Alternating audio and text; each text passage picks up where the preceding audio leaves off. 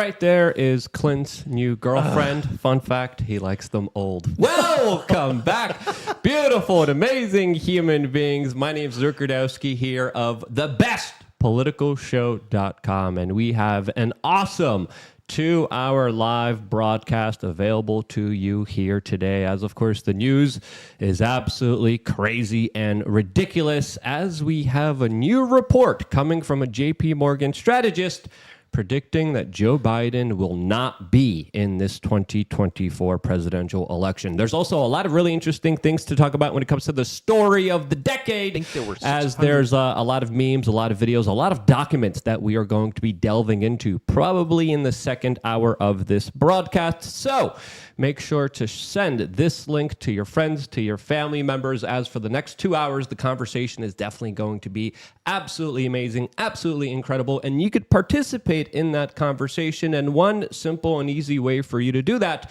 is by signing up to lukeunfiltered.com. We have memberships for as low as $8 a month right now that allow you to actually call into the show. You also get a plethora of a lot of really incredible offers of value, a forum, in real life meetups, master classes, seed oil cards, you name it. It's all available on lukeunfiltered.com. Your memberships also go towards supporting and sustaining this independent media organization that proudly doesn't sell out. We are supported by you, the viewer, and your support is more crucial than ever. Another way that you could participate is, of course, through Rumble Rants, Super Chats, or as we prefer, you using mysuperchat.com, a service that only takes 3% of a cut, not 30% like YouTube does. So if you want to super chat any and all super chats, Rumble Rants, or mysuperchats.com will, of course, be read throughout the conversation, as we will, of course, be having a very interesting conversation with the one and only Tom Woods. Tom, for the people who might not know you, who are you and how would you introduce yourself? Well, I used to say I graduated from Harvard, Luke, but that's not my first credential anymore. I'm the host of the Tom Woods Show, which you might call the second best political show. I like it. I'll agree. I jumped on the radar a bit when I wrote The Politically Incorrect Guide to American History 20 years ago. I helped Ron Paul create his homeschool program, K through 12. And the most recent of my 13 books is called Diary of a Psychosis, about let's just say the episode we endured for the past few years, but we won't mention its name. Not until hour two. We can't mention it here, but we got the book here, and probably a lot of the discussions from this book will have to happen on Rumble.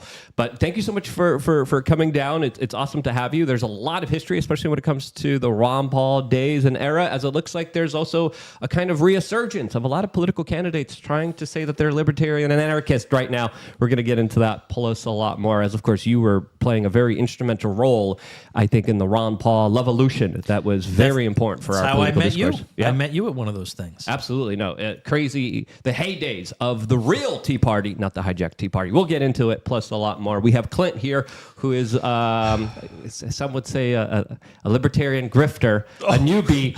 He's the fresh one. He's the freshman on the field. Goodness gracious, grift. There's no money in this game, so I hope I'm not grifting. Believe me, I wish I didn't believe in libertarianism. It would be way more profitable. Clint Russell, host of Liberty Lockdown, co-host of Tower Gang, and also, most importantly, co-host of this fine program, thebestpoliticalshow.com.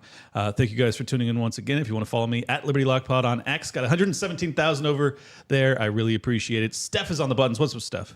Steph, we are pushing the buttons. Let's go. All right, let's just get into the first story of discussion, and that is this new JPMorgan strategist coming out with a report that is pretty fascinating. Now, there's allegedly 10 shockers, according to the Daily Mail, about the predictions that this man made. Michael Cambalist, he's a guy that, of course, JPMorgan relies on a lot of information from. And one of the shocking things that he came out with, and he is predicting for this 2024 year, is that Joe Biden will actually not be running for the presidency and will drop out because of poor health. Now, I don't think you need to be an expert predictor to understand that Joe Biden is in poor health. The larger question is, will the establishment, will the system still be rolling out this skin suit, this puppet of the establishment, or will they throw him away and use somebody else that is brand new for the role of puppet of the United States. What do you guys think here? What do you make of this prediction? As a lot of people are talking about it right now, but it's something that a lot of people have been thinking about for a long time, especially even in the Democratic establishment, where there's a lot of mainline people, particularly from the Obama faction of the Democratic Party, saying, hey, yeah, he's pretty old. He should drop out immediately. Yeah, I mean, I'm hesitant to even say this just simply because I didn't think that Biden could actually get through the campaign in 2020. His health was so clearly deteriorating at that time. The fact that he's made it this far, the fact that they continue to juice him up before all of his stump speeches, and like periodically he will have these flashes of his old, also not good self, but like just he seems as if he's somewhat high functioning. But I swear to God, he's methed out when he's doing that. So if he can make it through the past 3 years, maybe he can keep going. But I tend to agree with this analyst that he's probably going to bow out, not so much because of his health, but rather because his improvement ratings are so low. Hey, meth was pretty popular, especially with the Germans in the 1940s and their political leadership that heavily relied on it. Yeah, and that their worked out great. Yeah. There was definitely, no downside there. Just crazy people shaking, going crazy as they're calling armies to go to war, and there's that. Not really something that brings confidence to the system. No. I think the Biden administration is kind of unraveling the larger theater at play here. So this is why I personally am endorsing BidenFetterman.com for the presidency, because what better way to show the system for what it actually is than by having some of the most inadequate individuals at the helm of power who aren't really there. If there ever was a case for the deep state, I think the Biden presidency proves it. I don't know what you think, Tom, but I think it's pretty indicative that that guy's not in charge. The guy has a Fisher-Price Play-Doh set of the Oval Office where the buttons are pushed, but they don't really do anything. Reminds me of the old website they used to have for American Idol. It wasn't affiliated with the show. It was called votefortheworst.com, and they would encourage you to vote for by far the worst singer on the show as a way of undermining the whole show. And so there's a kind of analogy with Biden here. I don't know. I'd be willing to make a gentleman's bet with old Clint here, because I made a gentleman's bet with David Stockman, who was Reagan's director of the Office of Management and Budget, because he thought they were going to drive Trump out before the end of his term. And I said, no way, he's in for the whole thing. So I won that, but it was only a gentleman's bet, and and Stockman's probably worth $20 million. I don't know why I didn't put a little dough in the game, put some weight on it. But I think they're probably going to stay with him because the numbers, a lot can change between now and then, and also. We look at him and we think, how can anybody vote for this guy? Like, it's impossible. But what we forget is that there is a solid 40% that will vote for him no matter what. That absolutely no matter what. So then it becomes a fight for the independents. And I think they're banking on Trump is going to get at least one felony charge. And if that happens, the independents don't like felons. And we can talk all day long about how these are trumped up charges and they're using the legal system and exploiting it in all kinds of terrible ways. And I agree completely. But I think that is going to make it a lot harder for Trump and easier for Biden. I think they're crossing their fingers that that'll happen. And I think a lot of people need to also think about the larger kind of Democratic voting base and machine that was kind of utilized over in 2020 when it comes to kind of mail-in ballots, when it comes to ballot harvesting, and when it comes to a big advantage that the Democrats have, especially when it comes to ballot harvesting in major city areas. The Republicans, the conservatives have an uphill battle because they literally have to drive from house to house in rural kind of suburban areas. All the people have to do in major urban environments is get the Zuckerbucks that Mark Zuckerberg financed them. He gave hundreds of millions of dollars to this voting effort that predominantly was in major Democratic areas where specifically people just walked into one building, were able to hand out ballots, take the ballots back, and then put them into the ballot box, essentially securing a huge voter base of individuals just saying, yeah, sure, I'll sign my name here. Yeah, sure, I'll just vote for the Democrats. They make it very easy for the Democrats to vote. And I would say we shouldn't, we should think about that, especially with the huge numbers of people moving into the cities, especially with the migrant crisis, especially with everything happening in major blue areas where they are solidifying a huge voter base that will have an impact here. And even though Trump's leading in the polls, it still could be extremely close. Yeah, so I'm going with Biden stays in. Wow. Yeah. I'm not going to say that it's impossible that he's on the ballot come November. I think it's a distinct possibility, actually. But in terms so there's rumors right now there's reports that Obama is actually concerned about Biden's electability, and for those that are of the belief that Obama is really the person that's in charge of this administration, I think that his words carry a lot of weight. So if he pulls the plug on Biden, then I think it's a done deal. I think that the real question is who's the heir apparent, and there isn't one. I mean, Gavin Newsom, they seem to have attempted to kind of shove him down America's throat. I'm gonna go to that in a little bit with the predictive market, because I actually have the predictive markets in front of us, especially the polling when it comes to the other potential Democratic nominees here and how their numbers look like. But before getting into that, let's look into this guy, this Michael Cambalist guy, and his predictions, because this was one of many predictions that he kind of made for this year. Another thing that he said was that the U.S. dollar would remain stable. That kind of does make sense, especially with the Fed and the Biden administration doing everything they can to stabilize the situation so they get reelected. He says that the DOJ FTC will win a big antitrust case. His third prediction is that Biden will actually withdraw. The fourth prediction is that there will be a backlash against driverless cars for some reason. The fifth one is that there's going to be a syndicated loan loss rise. There's going to be private credit losses for the first time. He's predicting that Argentina's dollarization will actually fail if implemented. He's predicting the Russian invasion of Ukraine will actually drag out with no ceasefire. I actually believe in the same thing. His eighth prediction is that despite storm clouds over U.S. regional banks, the stocks will do well. His ninth prediction is that due to retirement of dispatchable power, major cities will face electricity outages and or natural gas outages. I kind of do see that as a possibility as well. And his 10th prediction is that researchers will complete work on inhaled medical procedures that we can't talk about here on this particular broadcast. So what do you guys make of these predictions? Because some of them I think are absolutely true, especially looking at the way things are going politically, internationally, and socially. I don't know about the driverless car backlash. I don't think we're there yet, but I think that's going to be some kind of technocratic pushback that will be happening in the future. Yeah. I don't think in 2024. I mean, if we have power outages that are far-reaching, I could see a major backlash against electric cars in particular. But the one that I can actually add insight on is the regional bank, clarity, or he's saying that they're going to basically be okay.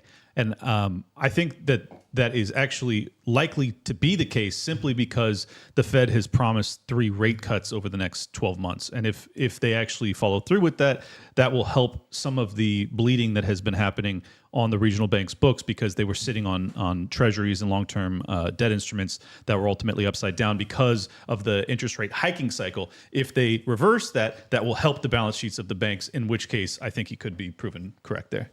What do you think about all the other predictions that he made, Tom? Do any of them kind of stick out as very true or not true at all? Well, I think Russia-Ukraine is questionable because obviously the U.S. establishment over the past at least month, maybe since October 7th, has been trying to get us thinking in other ways about Ukraine, that maybe this isn't going to go the way we told you it would, and maybe it might end up going the way that we demonized you if you said it would. Right. So there is anytime I feel like we're being prepped for a particular outcome, I feel like, well, that is one thing they are good at. They prep us for outcomes that they tried to avoid, but they couldn't. So it could well be that they're prepping us for nothing can be done for Ukraine, so we're going to get the best we can. I don't think it's really up to the West per se. Like, it's really up to Russia whether or not that war drags on, because from all of my reading and studying of this, it seems as if they're in the catbird seat, and they have their trenches are basically their battle lines are drawn. If they want to take more land, they certainly can. If they want to just secure what they've already attained, I think that it's done. So I guess that would be the quagmire type of prediction, is that there is no peace negotiation and they just kind of sit there and continue to bombard each other periodically. But my real question is Putin done? Is he going to continue to move further and further to the west? I tend to think not, but I could be proven wrong. I'm not sure. Well, right now the war in Ukraine is kind of a stalemate. Right. The Russians are making some gains, but they're not really significant gains. But they're taking back essentially what Ukraine did during their major counteroffensive, which was supposed to end this war. And of course, it didn't. In the beginning of this war, Russia kind of came to the negotiation table and said, "Hey, let's work something out here. Let's have a truce here." The West intervened. Boris Johnson flew down. The State Department came down and said, "No, we're not negotiating at all." Now there are reports of the West coming to Russia saying, "Hey, let's negotiate," and Russia's saying, "Nope. Niet, not happening here." And with this kind of situation, if there is more of a heavy loss for the Ukrainians, I still see, because there's so many mercenaries from Latin America. There's so many Colombians also fighting right now in Ukraine. There's so many international legions of soldiers for hire fighting on the Ukrainian side right now, with already a depleting Ukrainian population. If they would lose Ukraine during an election year, that would be absolutely detrimental to the Democratic Party, Democratic establishment. So I would say that they would do everything in their power not to lose it until after the election. And then after the election, I think we're going to get a negotiation right away. I think we're going to find out right away that this war is not winnable. We told you it wasn't winnable. The people who were critical of this war from the very beginning were right. And there's a lot of powerful people who will sacrifice countless numbers of lives to make sure that they're never proven right, which is absolutely sad, as an entire generation of Ukrainian young men has been wiped off the face of this earth for what? And again, if people just listened to the anti-war movement, which again, we have no representation on the corporate media. If people just listened to Elon Musk and his proposal that individuals were calling treasonous when it came to his kind of proposal for a ceasefire here, the Ukrainians would have been way better off. And if you truly cared about the Ukrainians, you would have been calling for a ceasefire from the very beginning, which we were.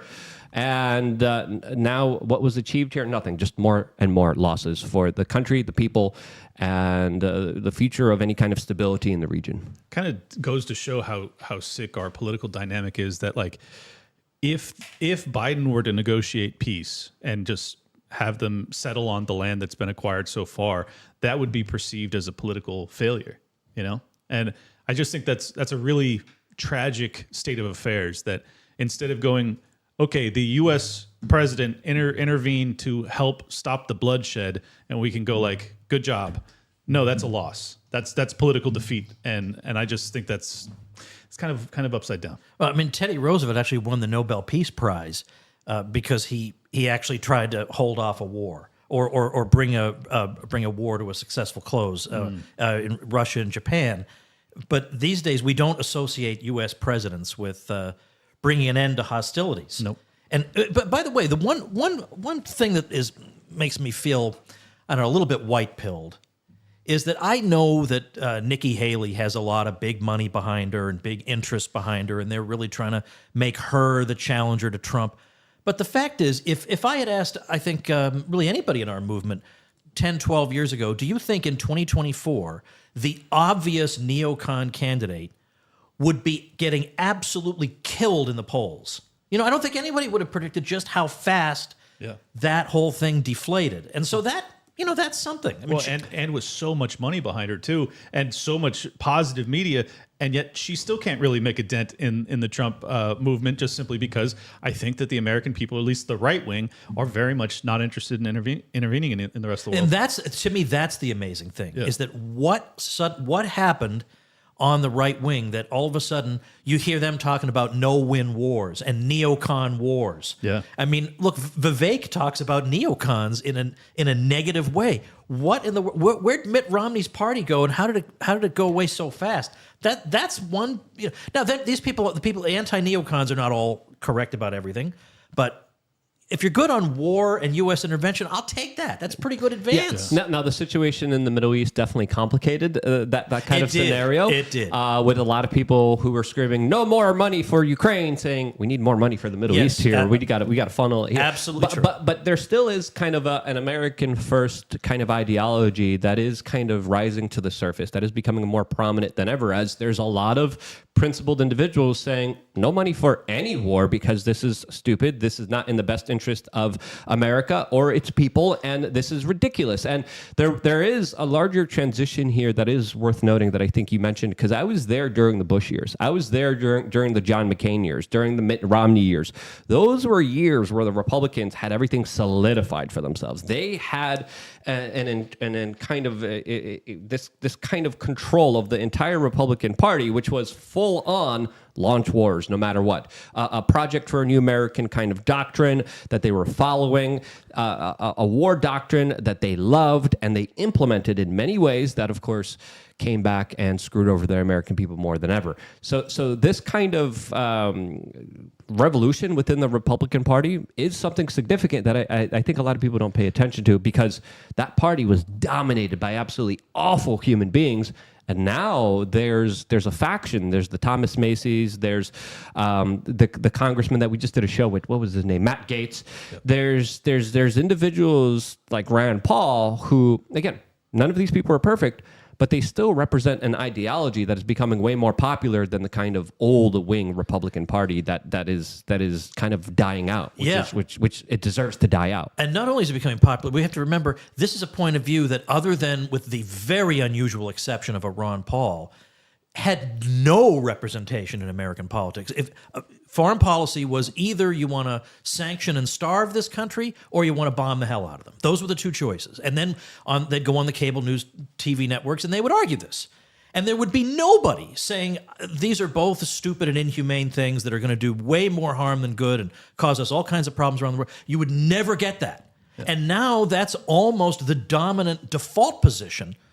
And I don't know how that happened. I mean, I obviously Ron Paul had a hand in it because what he did was he made it possible for people right of center to be anti-war. He said, you're not a commie if you're anti-war. It's okay. The commies actually love war because it's a revolutionary thing that upends societies. So you can be perfectly free to be free market and anti-war. Yeah. And that's what they're doing. Well, what an evilly crafted Overton window where the binary options put before you are sanction or bomb. It's like, and then you have Ron Paul come in from the wings and just be like, how about no?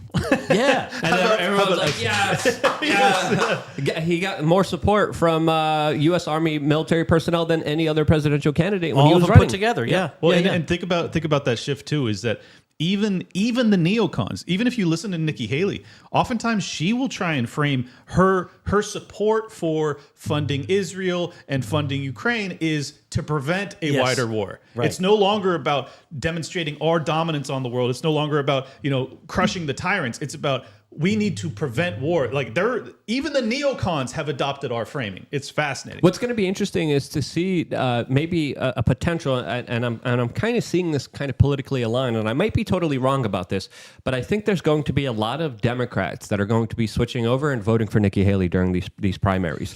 Will they have an impact on the primary election? They could, because Nikki Haley is essentially Hillary Clinton light. She's essentially George W. Bush light. She's essentially a safe establishment politician that keeps talking about the kind of woke stuff about how we need a woman in charge. So there are particularly very interesting interviews from Nikki Haley kind of town halls showing a lot of leftists there, a lot of Biden supporters there, a lot of establishment types there. And this primary is going to be very interesting because if the Democrats switch over and vote for Nikki Haley as again, they have a presidential candidate that's not there. Why wouldn't they do it? That kind of does make sense. Well, just when I thought I couldn't hate the Democrat voters more, if they manage to foist Nikki Haley upon me, I can't even tell you how furious I'm going to be. I honestly, if you look at the polls, I really don't think that even if they do that, like huge numbers of them do that, I just don't think it's enough to get her over the hump. And I pray I'm right. If I'm wrong on this one, I'm going to have to look into El Salvador or Argentina. And also, I think you have to remember that at this point, given how polarized the country is, the vast majority of Democrats, even if it is Nikki Haley you're talking about, cannot conceive of pulling that lever for a Republican, even in a primary for strategic reasons. Yeah, good.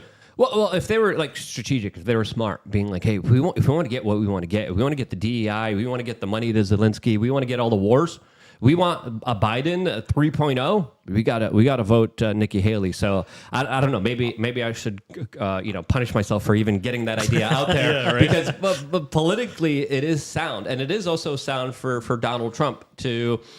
And again, I'm not endorsing this. I'm very critical of this, to pick someone like Nikki Haley to be the vice president of the United States. Because if you look at all the vice presidents, they are horrible people. Nikki Haley's a horrible person, so that's perfect. But it's going to be a big miscalculation on Donald Trump, because if he does select someone like Nikki Haley as a VP, the establishment will just take him out, and then they'll inaugurate Nikki Haley to be the next president of the United States. But strategically, there are a lot of political analysts, and we see individuals.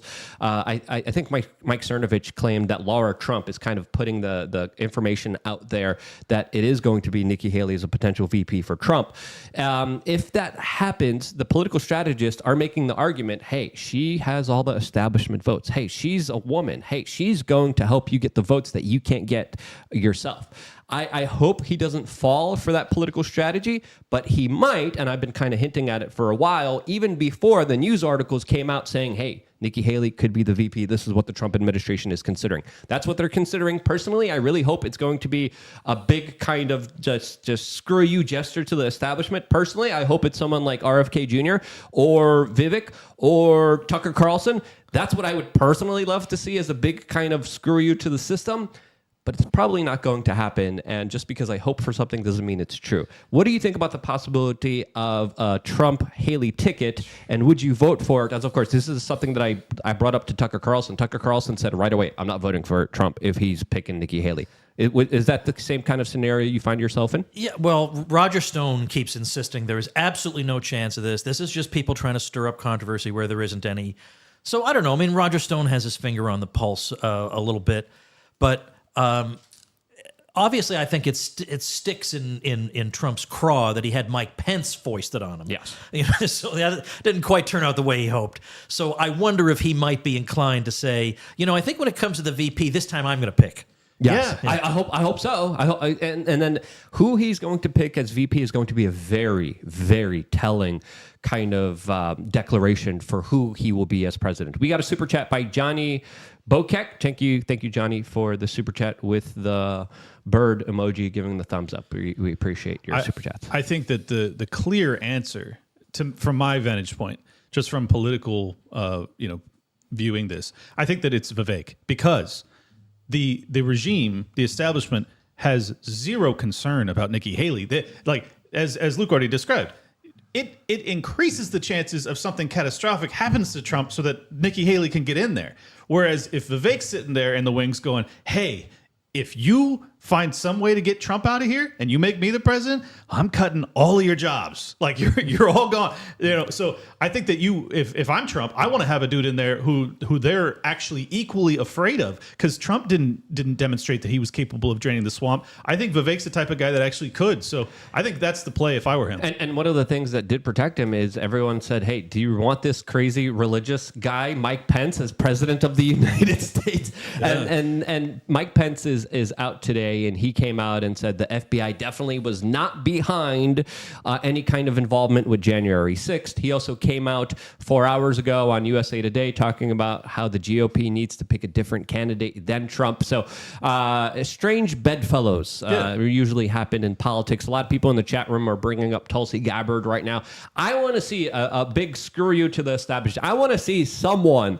Absolutely. I want to see someone like a Javier Milei in there that will, because strategically, this is what Trump needs to realize, and I hope he does, because, again, he doesn't have the best, let's just be honest here, track record of picking the people around him, all right? Who's he going to pick as VP is going to be extremely telling, and again, Tucker Carlson said straight up, I am not voting for him if he picks Nikki Haley.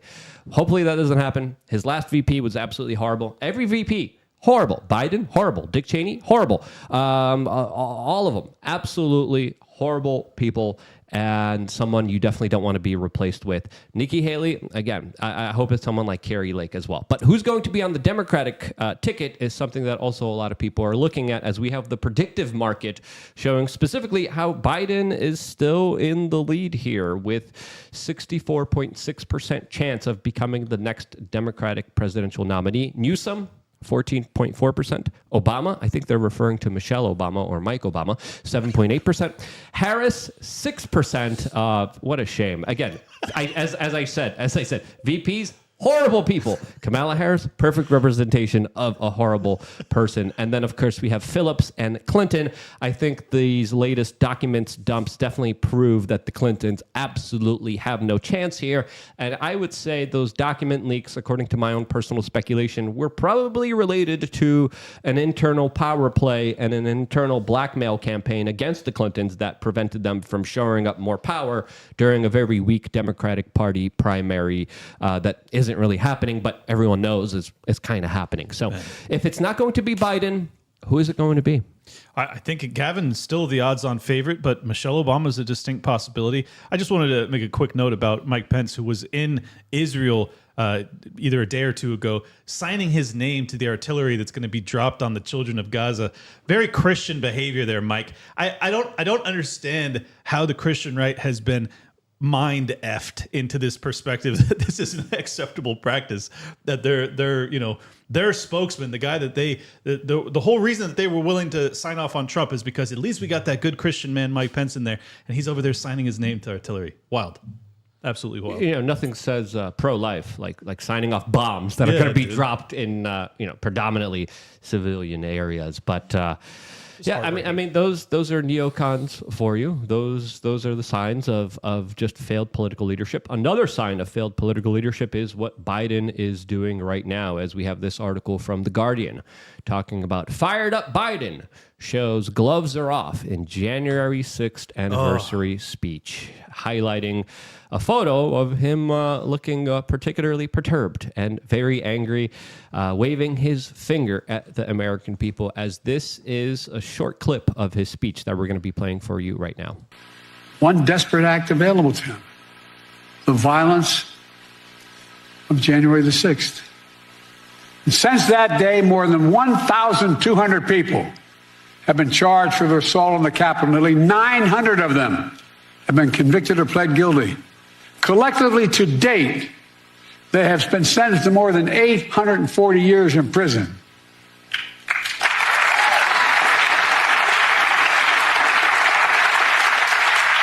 What's Trump done? Instead of calling them criminals, he's called these insurrectionists patriots. They're patriots. And he promised to pardon them if he returns to office. Trump said that there was a lot of love on January the 6th. The rest of the nation, including law enforcement, saw a lot of hate and violence. One Capitol police officer called it a medieval battle. That same officer was called vile racist names. He said he was more afraid. I'm surprised he was able to be coherent during that speech. He did have a little bit of a mishap at the end there, but clearly highlighting a man doubling down on some insane policies, on the weaponization of the Department of Justice, on swinging the pendulum politically in a very violent way that a lot of people expect to come back the other way. What do you guys make of his speech, as this only kind of highlights how that this is one of his main campaign issues, and that's absolutely terrifying. Yep, I've got a lot to say about this, but I'd like to let Tom go. Yeah, I was just telling you over lunch that your what you posted on X, so-called, was one of the best things I've ever seen on it. Thank you. But obviously, he's prepping America for what they're planning to do to Trump, because if you demonize him like this, it becomes easier to railroad him. But the other thing is, I know a guy who is in major legal trouble because of this, and that's John Schaefer. He's a metal guitarist with the band Iced Earth. And he told me, he said, look, I'm no Trump lackey. I went in there because we were being told that the police were beating up an old man. And so I went in there, and I shouldn't have gone in there. I should have known it would just be trouble. But I did. And he was held in solitary confinement. He says they fed him food that was unfit for human beings to eat. And I found out that this happened to him. So I called Mark Victor. Maybe you know him in Arizona, Attorneys for Freedom. I said, what can you do for this guy? He got him out of solitary. He got him out, and I think he's still awaiting sentencing even now. But he's a regular guy. He's got a daughter. I mean, he's just a regular guy. He's no danger to anybody. And he was put through absolute torture. He'd probably still be enduring if he hadn't had good legal counsel.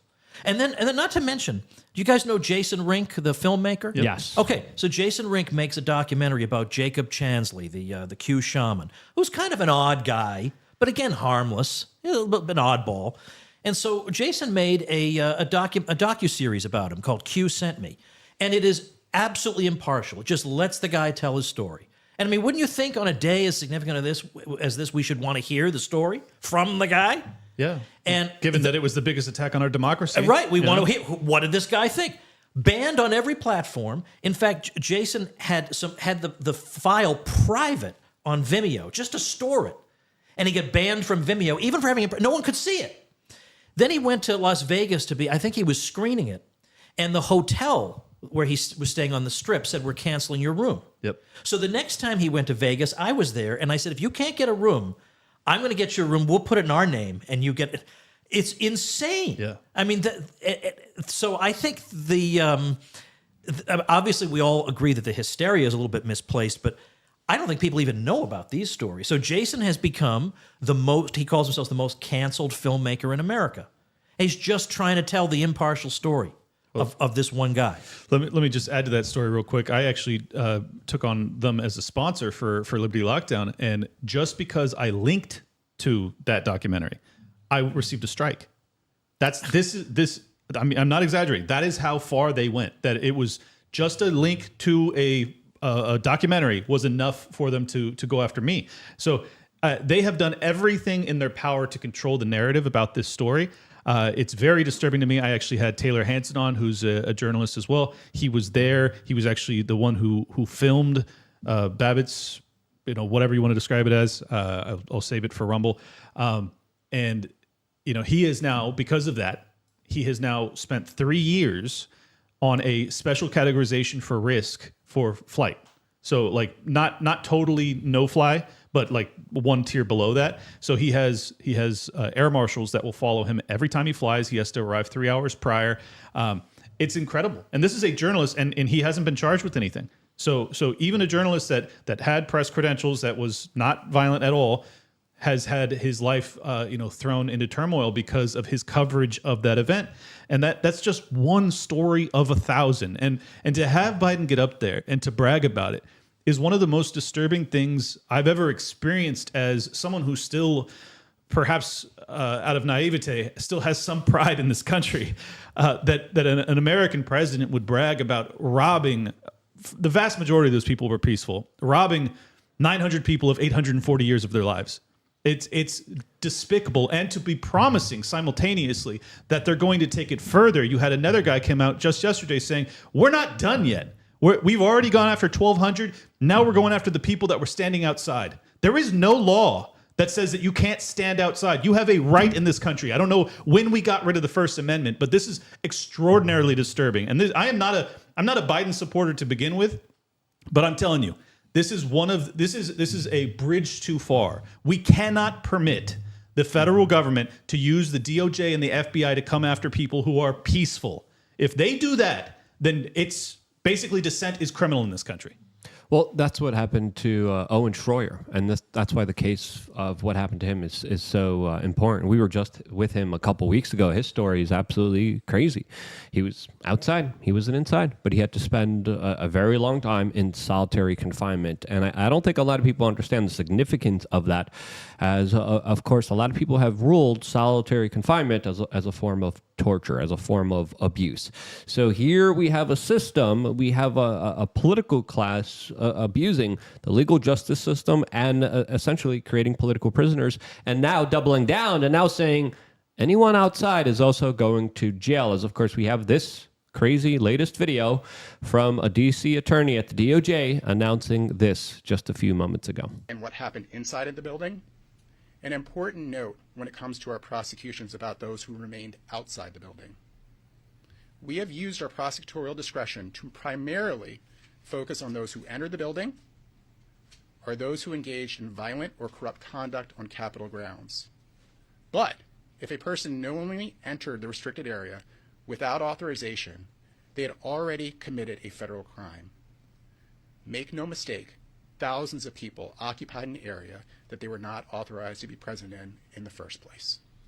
Yep, and now they are taking people off of literal human trafficking cases, and they're bringing them on to, of course, this larger political prosecution of the main chief political rival of the current establishment. This is Banana Republic-like stuff. This is KGB-like behavior. This is again, another major escalation in an already very tumultuous political cycle that's going to get a lot more tumultuous from here.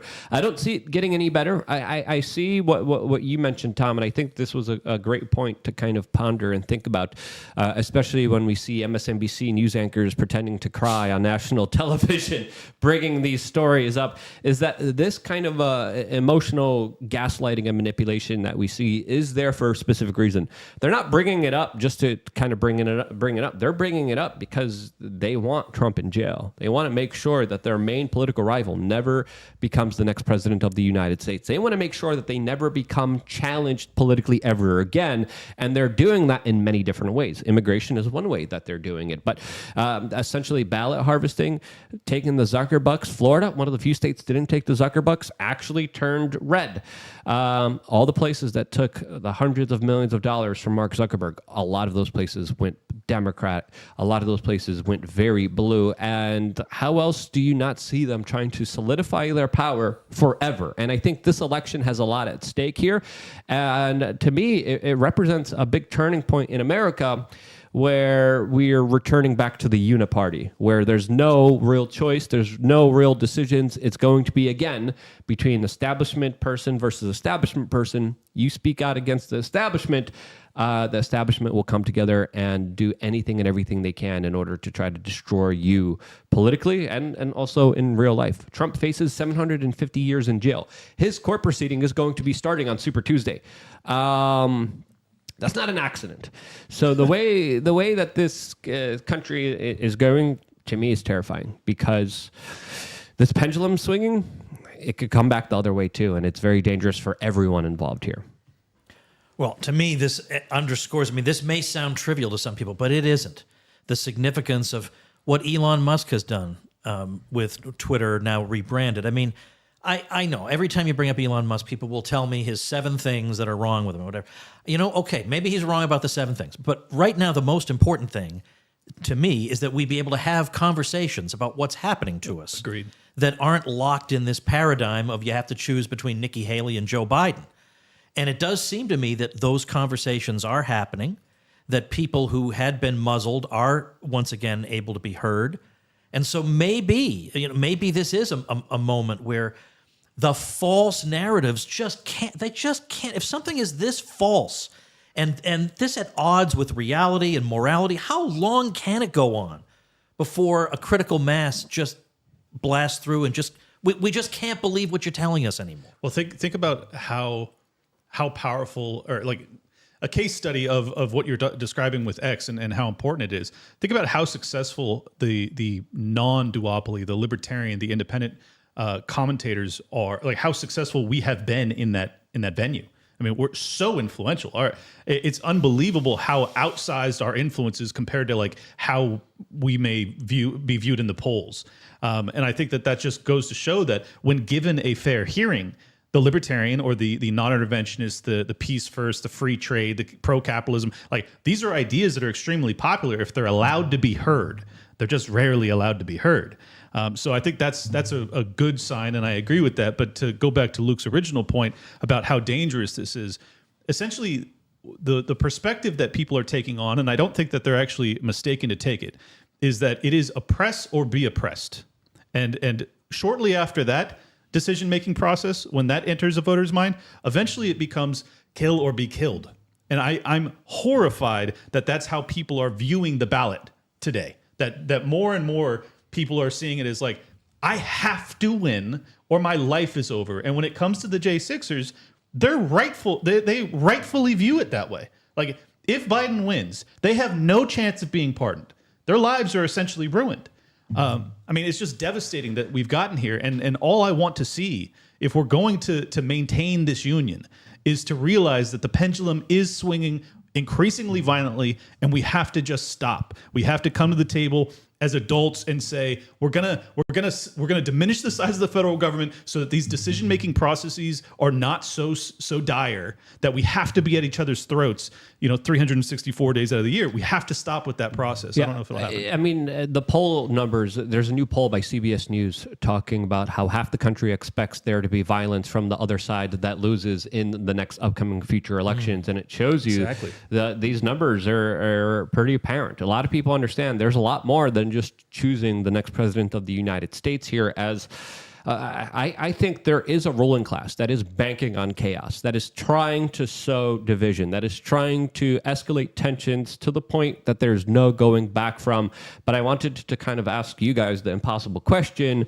Is there anything that could roll this back? Is there any de-escalation? Is there any possibility that we could get off this crazy train that is headed off of the cliff and endangering everyone in this political cycle? Is there anything that we could do?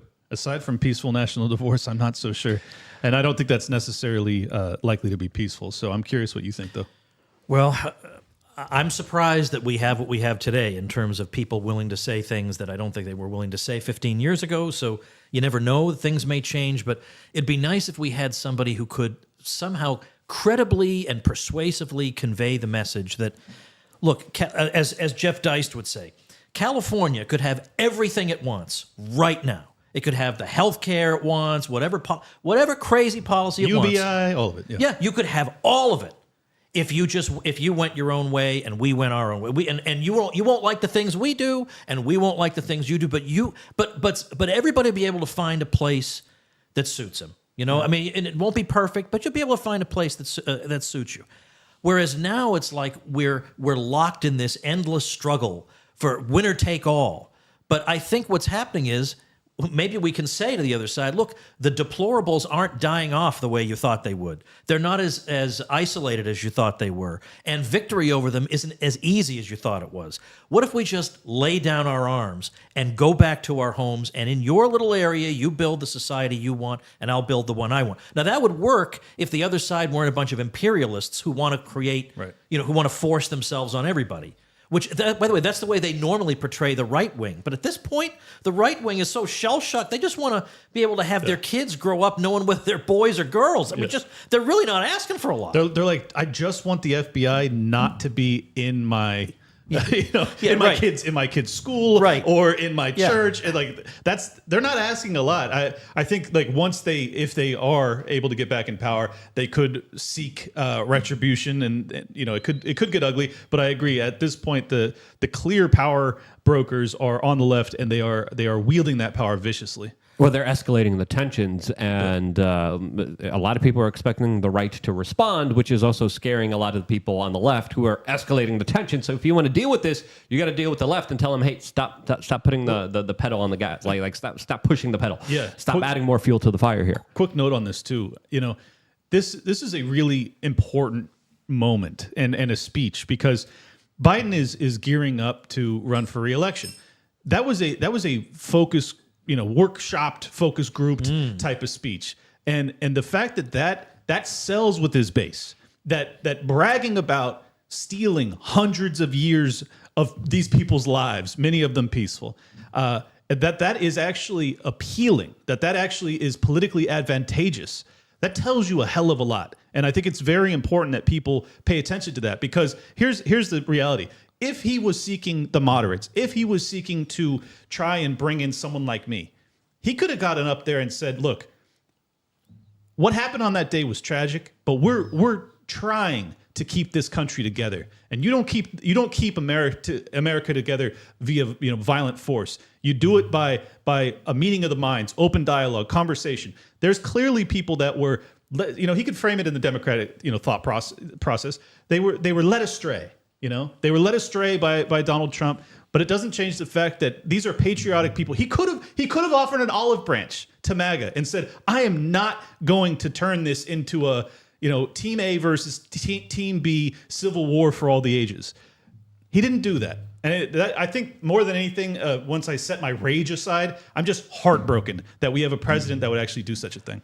Well, it's only going to get a lot worse from here. I think it's pretty clear. But then he says that Trump is just living in the past as he's standing there talking about something from 3 years ago, and that he's never going to stop talking about. Now, there are some of us who feel like, well, we'll build parallel institutions until the society gets healthier. So they have crazy schools, we'll homeschool, or we'll build classical schools, or they have, they're firing people because they wouldn't get some medical intervention, let's say. All right, well, we'll have our own job boards where we'll hire each other. Okay, that works up to a point, and I agree with that, and we should do that.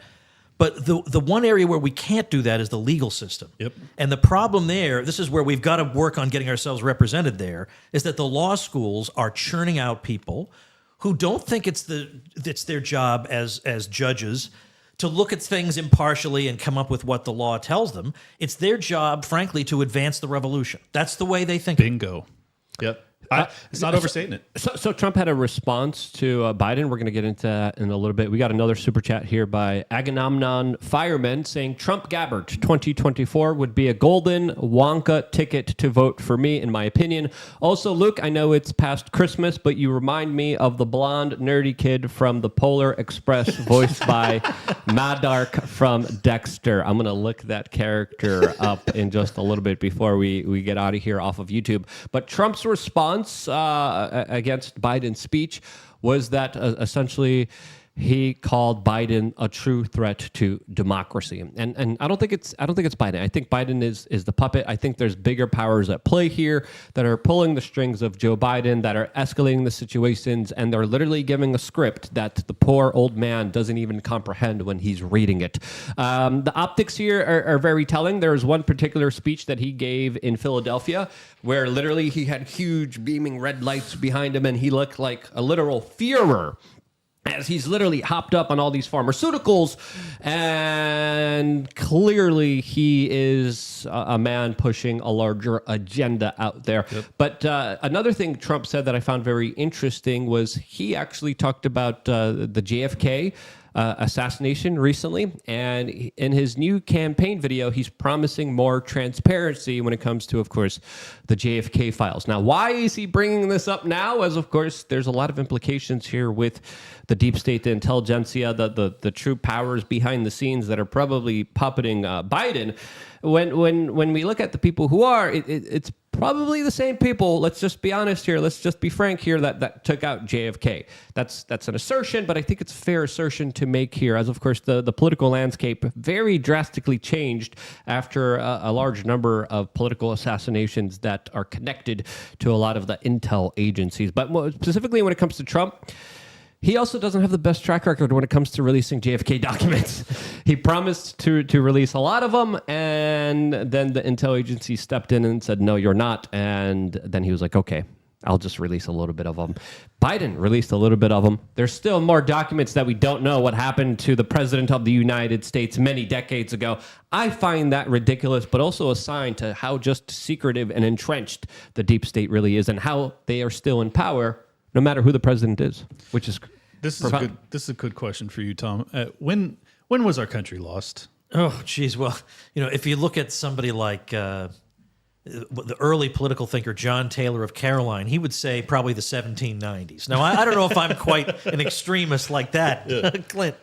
But honestly, in terms of like what was the country supposed to be like and how was it supposed to work, I mean, you could argue that the so-called war between the states, because of after that, they came to the conclusion that it's a single indivisible whole, and therefore the states no longer at least had the ability to threaten that they were going to do something. Because you can't do anything because you're just an administrative unit of the center, and so now you're helpless. And so what result do you expect to happen? You expect to get, over time, for the federal government to get more powerful, just imposing itself on the states. However, well, let's just say, what time is it, Luke? Where are we? We're close to Rumble. Yes, we're close. We're 6 minutes out from having real freedom. I'll just say Ron DeSantis showed us, and a few others, that federalism is actually still alive. That the possibility for the states to go their own way is still alive, if anybody cares to do it. Right. And wasn't it funny that when all that was going on, that for the first time, I'm sure in his entire life, Andrew Cuomo cited the 10th Amendment. Yeah. And he cited it to say the president has no right to open up our states. Because we have the 10th Amendment. We reserve the right to keep people in their homes. We reserve the 10th Amendment gives us the right to be tyrants, even when it's against the federal Constitution. It's like, all right, well, I mean, at least you acknowledge that the 10th Amendment exists. I'm sure as soon as Florida allows for fully automatic weapons, you'll totally reject that. But it's don't expect them to be consistent. That's one day I'm waiting for that. I think would be awesome. A lot of people in the chat room are saying 1913 is when the country was lost. That's pretty bad. 1913 is pretty good. That's pretty much the nail on the head. For the newbies, we should tell them that's the Federal Reserve, the income tax. What's it? The 17th Amendment. What was it? 17th Amendment also. So three things in that year. For me, that has always been the inflection point at which our fate was essentially sealed. And this is why, even though it sounds wonky and, I don't understand economics or math, Clint, or set all that aside, your money is controlled by a quasi-private banking institution, these cabals of the most powerful people in the history of the world. You don't have to know anything about economics to know that's messed up. Oh, and not to mention all the people who are telling you all day long about how evil corporations are. And by the way, they may have had more of a point than I was willing to concede in the past, but the point, the free market, private owners are all evil and everything. But when it gets to the Federal Reserve, which was created when a bunch of bankers met in secret to hammer out the legislation. On Jekyll Island, for God's sake. Well, by the way, Jekyll Island's a beautiful place. I know, but just the name is the name is scary, but these SOBs know where to have a private meeting. I'll tell you that. It's a beautiful place. But, normally you would think the very people who are always warning you about, the rich are always out to get you, they're strangely silent when it comes to rich people secretly under assumed names getting together, hammering out legislation that's rammed through that cartelizes the banking system and gives them a lot of power. We're conspiracy theorists if we talk about that. But what's more important than that? I mean, literally, what would be more important than that? They'll spend all day talking about how evil Jeff Bezos and Amazon is and how they need to be broken up. But then you're like, okay, but there's an institution that has a monopoly on the creation and interest rate setting policy of your currency, the thing that you actually save all of your labor in, and you're cool with that? All right, well, how about this? We'll make it easy on them. We'll say, imagine Donald Trump could control the creation of money. Exactly. Do you get it now? Make it simple for him, right? So I do kind of look like that nerdy blonde kid from Polar Express, by the way. I'm looking up images of him. Is he cute enough? All right, he's not too bad. I'll take it. It's fine. We're gonna now finally go over to a place that allows free speech, where we could actually get into your book, Tom, because there's a lot of things we can't discuss in your book here on this particular platform because we are living in a technocratic gulag, intelligence-influenced state that, of course, denies people the ability to speak freely to each other. We can do that on rumble.com. We are actually right now featured on the front page of Rumble. So if you want to find us, all you have to do is either go to rumble.com/wearechange or just go to Rumble. Right here, we are the second video portrayed to everyone, as it looks like the Tate brothers will be going live in just a little bit. But again, rumble.com is the platform. There's a Rumble rant that we can't read here on YouTube. There's also another mysuperchat.com that's going to be related to the conversation that we are going to be continuing on rumble.com. So if you're on YouTube right now, we're live simultaneously on rumble.com. Go to Rumble, sign up, log in. Get the app. I don't care what you have to do. You have to vote with your clicks, with your attention. It's more important than ever, as on Rumble, we are going to be discussing all the issues that we can't hear on YouTube. We're also going to be taking callers from, of course, lukeunfiltered.com. So if you are a member, go on the Telegram channel right now, and I will select you to call in and ask us whatever questions you want, as the conversation is definitely going to be a little spicy on Rumble, as we're going to be getting into a lot of the presidential candidates that are now becoming more anarchist and libertarian. What's going on here? We're going to discuss that with Tom Woods, as well as the story of the decade, and that is politicians doing what politicians do, going to private islands and doing really horrible things to small children. We're getting into that, plus a lot more. Seriously, what are you doing on YouTube? Seriously, what's wrong with you? There's a lot of you guys here. What are you doing? Get over right now. Not now. Right now. Rumble. My dog's like, It made my dog's Atlas. that's the command. Get now, rumble.com. See you over there. Before we go over there, Tom, as we leave the YouTube audience, where can people find you and support your work? Well, given this conversation, check out nationaldivorce.com. I actually wrote I have a free book there about national divorce. And yes, I own the domain nationaldivorce.com. Beautiful. That thing is in good hands, my friends. Nice. At Liberty Lock Pod on X. Liberty Lockdown is the show. You can find it on YouTube and Rumble. I actually have the great Dave Smith. This is such a thrilling date for me. I have personal private calls with Scott Horton all the time. Got Tom Woods sitting next to me, and I got Dave Smith tonight. My life is going great. I couldn't be more happy. Luke and I are en route to Iowa to hang out with Vivek. Life is crazy. Anyways, Liberty Lockdown, Tower Gang's the other show I do. Don't subscribe to that. It's really stupid and ridiculous. We will see you on Rumble. Thank you so much. Steph, we are change on the buttons. We want to hear more from you, Steph. So